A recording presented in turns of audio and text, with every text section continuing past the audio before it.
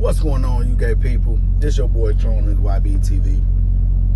I'm just jumping up and I'm seeing a lot of comments on one of my last video posts about not paying your rent in advance. Now, I'm about to burn a hole in this one and I'm about to go crazy on it. So make sure you stay tuned. Before we get into that, we definitely got to holler out at our sponsor, Blicked Up. Better safe than sorry, but never be sorry for being safe.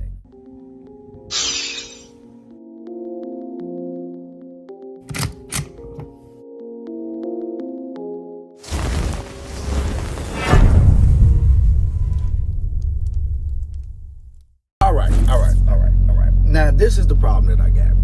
There's a lot of people coming on and they telling me different stories. It was one out of all the comments that I got that disagreed with me, which I'm okay with being disagreed with, but make it make sense, people.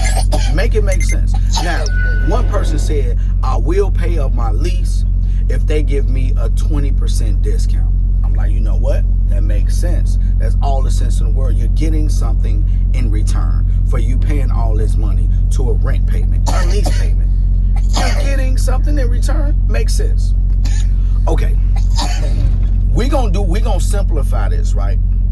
If your rent is $1,000 per month, right?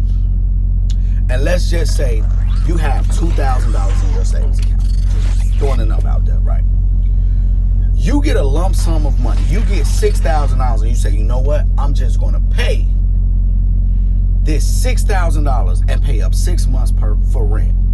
Now, you're going to work every day, and let's just say all your odds and ends, and you're resaving all your money, right? Think about how ridiculous this sounds.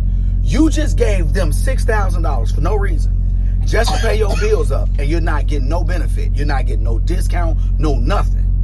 $6,000 to them. Here's $6,000. Take my money. Now I don't have a rent payment. Now you're going to work every day, and you're saving, let's just say, $800 out each paycheck. You're rebuilding the $6,000 you just gave away.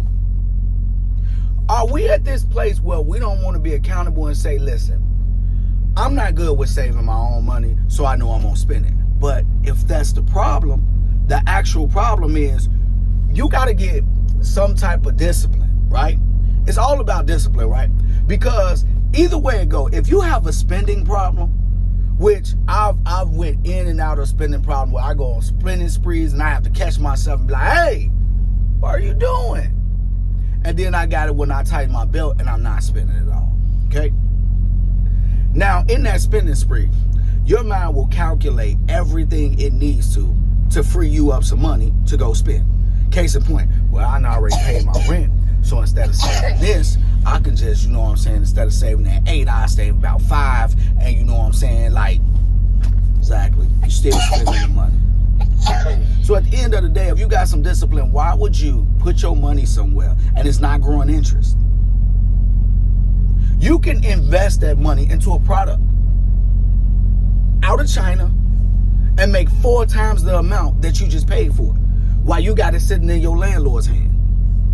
You could start a business with it. You could put it in some type of a CD or something that's gonna draw some type of interest. Something. Now, I'm not a financial advisor, but I know investments. And this is a trucker's channel. So why not put that toward a trailer or your authority? Or that tractor down payment, or even putting it up away for repairs for your tractor. Like, I don't understand it. I swear to God, like, I read the comments and it was coming from some really intelligent people. And I'm like, how can you be that smart and have such a big blind spot? Let's think about actual people with actual money. Do you think that they're going to pay up a rental?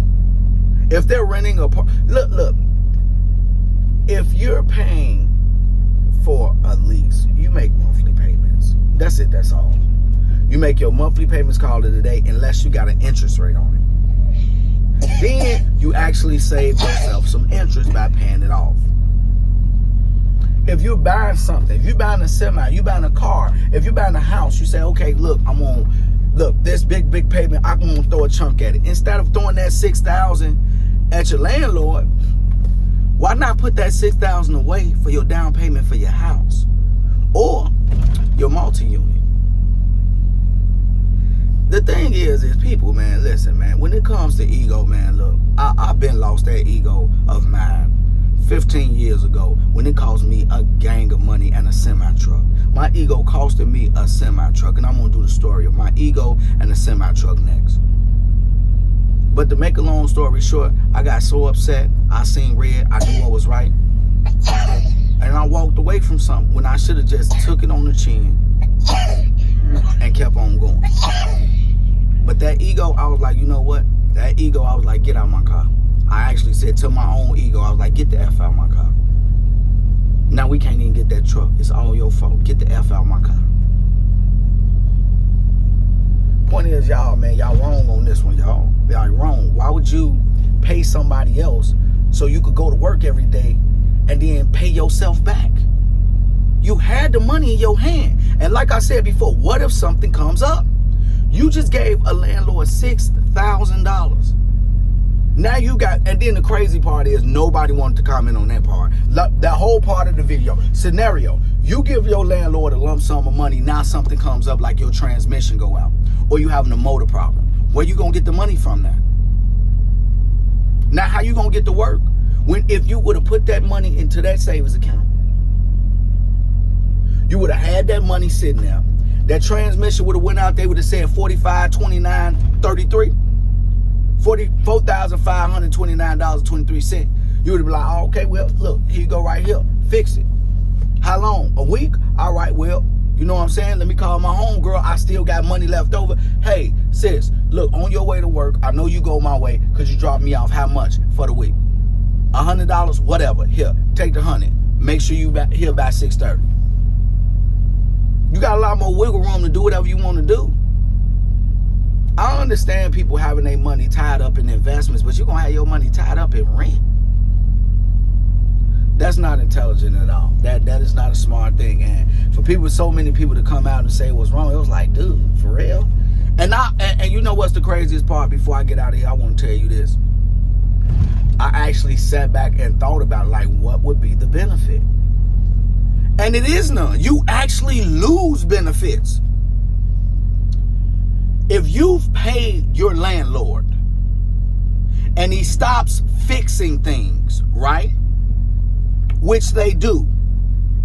They have their money. You have absolutely no leverage. See, under those circumstances, what you would actually do is take the money. You will make sure that you follow those guidelines and you would take the money out your next rent payment and get it fixed. Soon as the city say, hey, you call 311, they say, yeah, this is ridiculous. You need to get this fixed. Here go notice right here. Send this piece of paper in with your rent payment, deducting the parts and labor for fixing this problem right here. You should not have a cracked window right here. These seals should not be what's the name. You should not have this paint pillar like this, and this may even be lead paint. You could get all of that fixed. Take it out the rent. You can't. You've paid them already. But, you know, what do I know, right? Anywhere it go, that's what I'm telling you. People, make sure you think smart and think hard. You already know. This your boy Toon signing off. YBA-TV. If you don't want to end up in a box, think outside of it. YBA.